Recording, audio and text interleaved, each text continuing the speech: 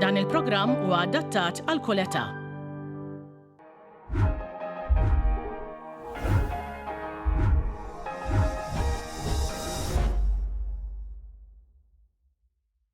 Dan il-programm se jitwassal lilkom bix-xewqat tajba ta' Strand Palace Agency Limited, Emborg, Valio Butter, Le Naturel, All Italia, Interspa Supermarkets, Miracle Foods u Denby by Greg and Elul.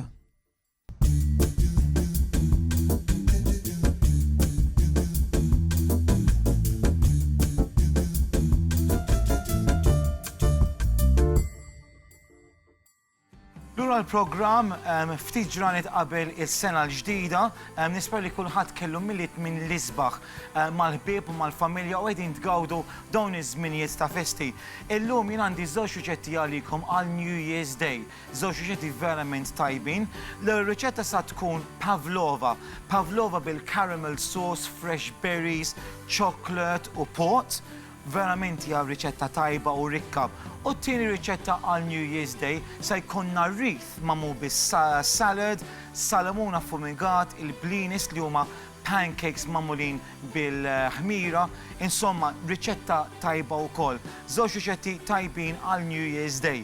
Jien hawnhekk bdejt bl-ewwel riċetta fil-fatt għandi 4 bajdiet. Insomma, l-abjad ta' 4 bajdiet hawnhekk tfajthom ġol-magna u qed inħawwadhom ħantilhomhom stiff peaks. Sadattant sakemm il-bajt jitla, ħanamlu l-caramel sauce.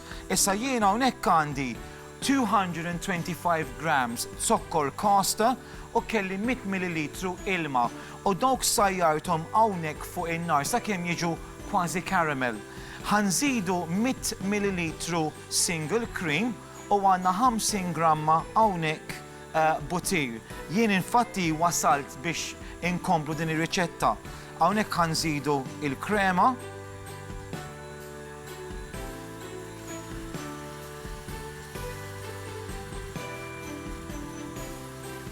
Qegħdin nagħmlu l-caramel sauce bħalissa.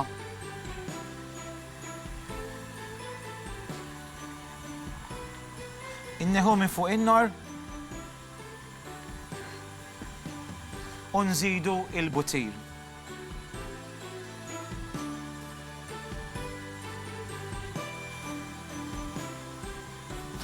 U dak inħalluh jiksaħ sew huwa l-caramel sauce għal din ir-riċetta. Ħanħawat il-butir sew. U hawnhekk forsi din taraw għandna l-caramel sauce. Dik issa tiksaħ u ovvjament tibda taqgħad.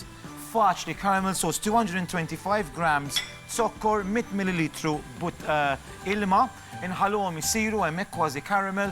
Inżidu 100 millilitru single cream u mbagħad 50 gramma butir. Issa, hawnhekk għandna l-abjad tal-bajt tellajthom stiff peaks. Ħanżidu hawnhekk ftit vanilla.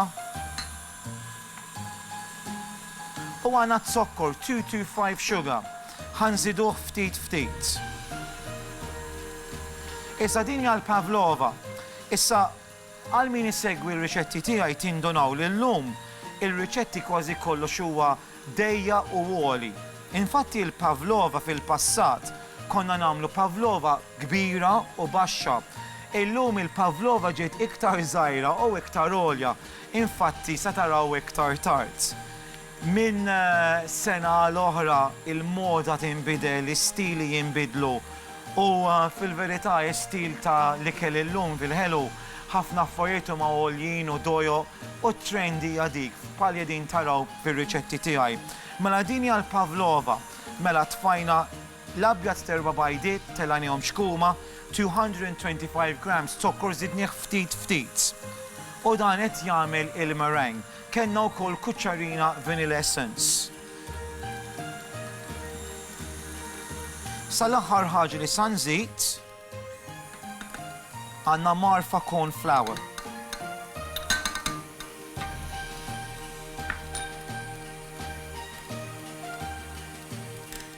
Tajjeb. U dik hija l-meringue. Issa importanti li dak it-zokkor iżidu ftit. Ħalli tibqalek f'saħħitha. Issa, jien ħan nagħmel żewġ affarijiet, ħanżid ftit kokkotina biex tiġi isa mċabsa like marbled. Mbagħad il-kumplament nagħmluha dusted fil-wiċċ. Jien hawnhekk se nipprova nagħmel montanja, vodi Pavlova, a mountain, u sa nagħmluha vojta fin-nofs. Ħankompli, ħanlestihom norijilkom, okay?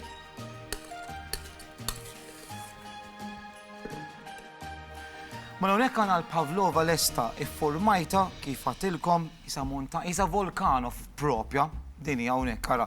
Iżda biex nispiċċa ftit kokkotinek fil-wiċċ, ġas biex intiha ftit kulur. Iżda din sejra fil-forn 130 degrees għal siegħa u nofs.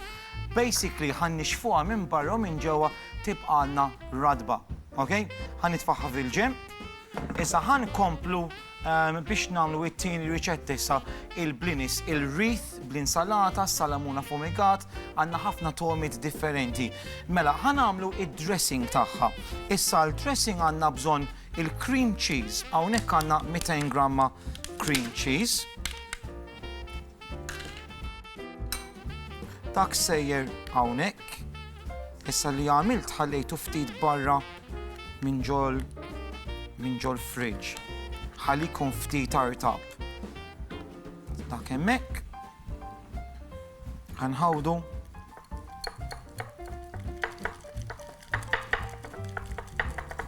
Jgħinek ikun artab kif ħallejtu ftit barra jien. Ħanżidu 150 gramma plain yogurt. Tistgħu tużaw il-Greek, qed nuża l-plain lokali. U għandi ftit dill imqatta, jisu marfa, u għandi il-qoxra maħkuka tal-ommija.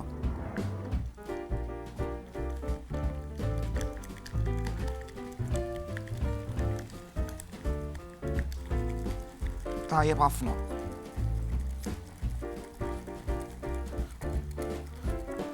U dan huwa l-cream cheese yogurt, chive and lemon zest dressing li san servu hawnhekk mal-blinis, dawk il-pancakes u dik l-insalata.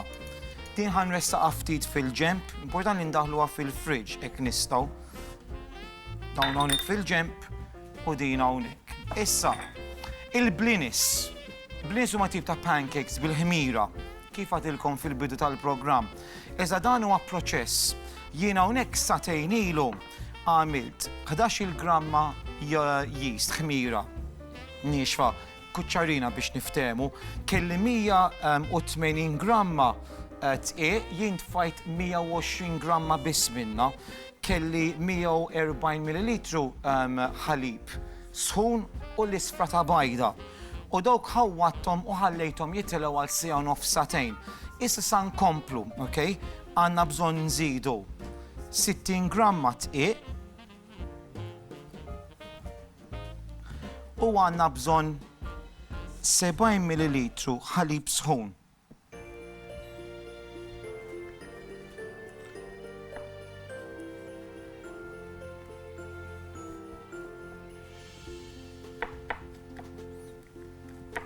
Tajjeb, huma tip ta' pancakes tal-ħmira.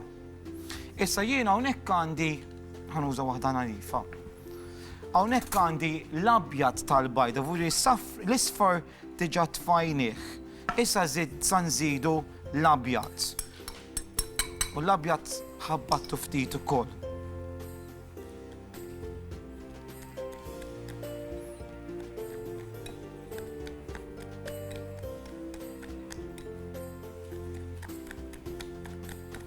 Issa jien qed insaħħan hemmhekk.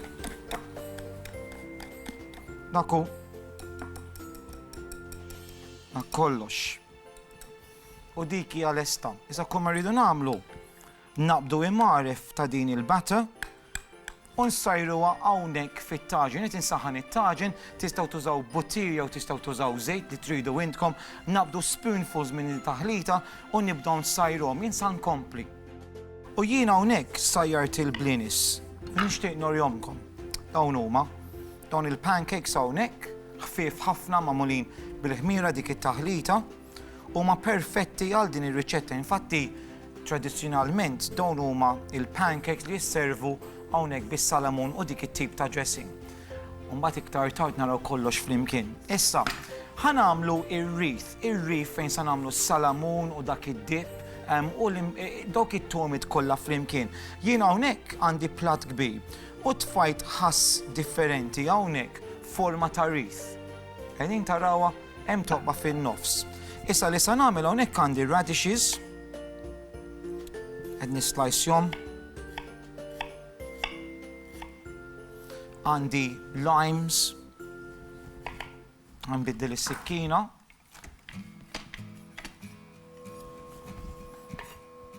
Slices ta' limes. Ħanurikom ftit biex ikollkom idea dak li qed nipprova nagħmel.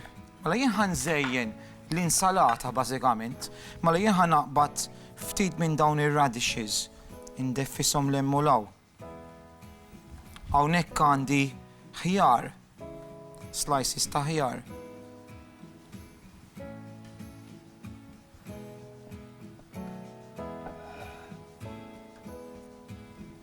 Għandi xi spring onions biex jiddisin.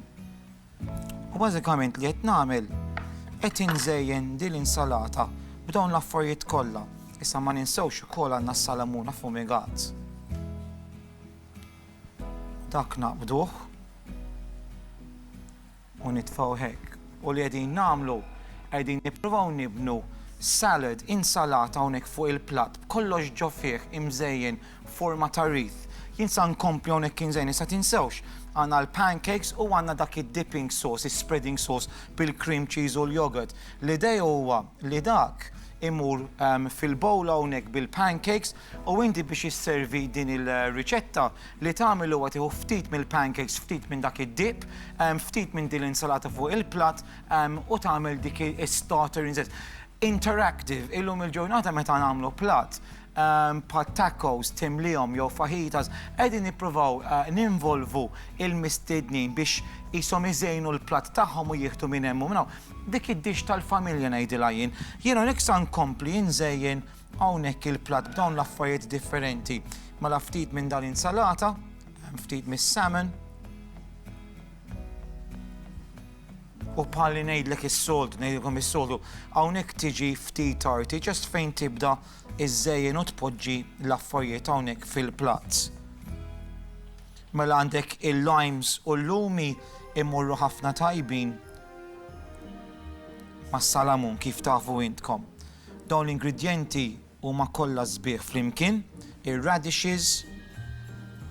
Ara kemm ġej sabiħ. Għandawwarulkom ħalli tistgħu tarawh. U bażikament dik hija l-idea. Nkompli għaddej hawnhekk. Għandna radishes. Palissa din taraw ħafna ħasfu xulxin imma fil-verità jekk tarawh kif qed inħares lejn jien jidher ferm differenti. Ħankompli għaddej hawnhekk biex inlesti din riċetta. Hawnhekk qed nipprepara biex nlestu il-Pavlova. Issa jien hawnhekk kelli il-fresh cream, tellajt hawnhekk fil-magna u ħanżid hawnhekk il-mascarpone cheese. Qed nagħmel mess fuq subajja żommu ftit. Mela, għandna l-krema xi 400 ml hawnhekk u hawnhekk għandi il-mascarpone cheese u għandi wkoll ftit vanilla. Mela ħanżidu il-vanilla, nħawdu u issa nitfgħu il-mascarpone cheese. Hawnhekk għandi Pavlova lesta, ovvjament ġibta miegħi llum għax hekk iddum sija u nofs biex issir. Tara kemm iridu nagħmlu preparazzjonijiet għal dawn il-programmi. Mela l-mascarpone daħlet hemmhekk u nħawdu.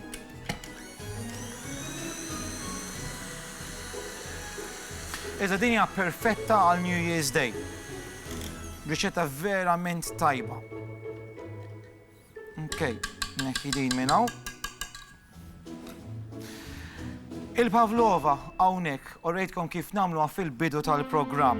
Hawnhekk ħanitfala ftit iktar tomit għalhekk hija chocolate and caramel.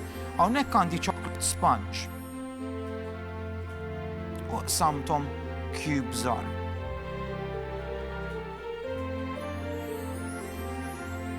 dawk sejrin hawnhekk qegħdin nimlu il-volcano.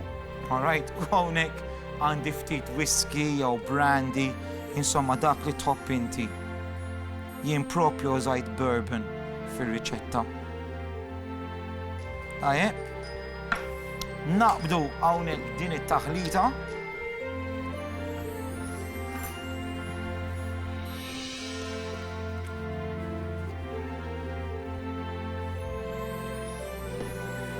Issa, jekk tridu, you can pipe. Jien ħan għamela naqri iktar fu stil rustiku. Issa l-idejja li għamelek i pala stil diġaja fu stil rustic għala xittjobija New Year's Day xista jkollkom fuq il-mejda għalik u għal-familja għal-mistednin ta'kom. Bellezza. Għandi hawnhekk tal-frott kollu, u ma ninsewx il-caramel sauce, mela il-caramel sauce li għamilt iktar kmieni huwa dan. Dan irid jiksaħ ftit iktar u once li din tkun lesta, isservi dan fuq il-mejda fil-ġem ġol-bowl u meta taqta' portion tagħmel il-caramel sauce u jien iktar meta nagħlaq il-programm ħanżejnu bil-caramel sauce. Dik hija l-idea. Mela ħanżejnu bil-frott fadalli minuta sur direttur, Iva. Insomma, ħanżejjina b'ħafna frott u wera u berries u affarijiet hekk.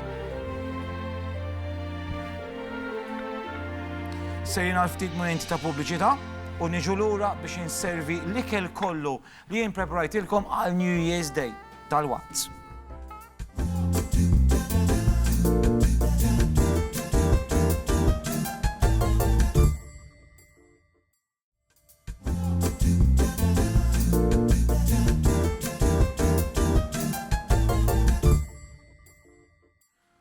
U hawnhekk għandna l-platti tal-lum kollha lesti għalikom speċjalment għal New Year's Day il-sena l-ġdida.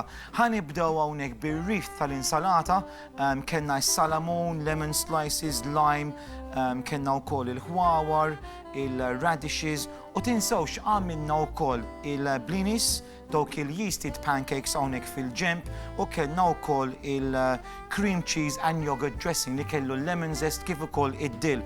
Hawnhekk jien għamiltilkom platt biex taraw kif finalment jiġi meta sservih fuq il-platt individwalment u sabiħ immens. Jien il-fatt li kulħadd jieħu pancake u jieħu naqra insalata toġobni ħafna. U hawnhekk għandna il-piece de resistance kif jgħidu bis-Franċiż. Il-Pavlova, din hija il-Kings, il-Queen Pavlova, mhux King, Queen Pavlova, bellezza sabiħa, morbida, mimlija dawk il-biċċiet tal-ċikkolata, chocolate sponge bil-bourbon, dik il-krema u ma ninsewx dik il-caramel sauce li issa detsew u inti biex isservija tagħmlilha hekk u wara xi ġmiel. Dak kollox għalikom illum, jien minn hawnhekk nixtieq ngħidilkom is-sena tajba, Happy New Year, u aħna nerġa' nkunu lura minn hawn u 8 ijiem oħra. Happy New Year everyone, ciao!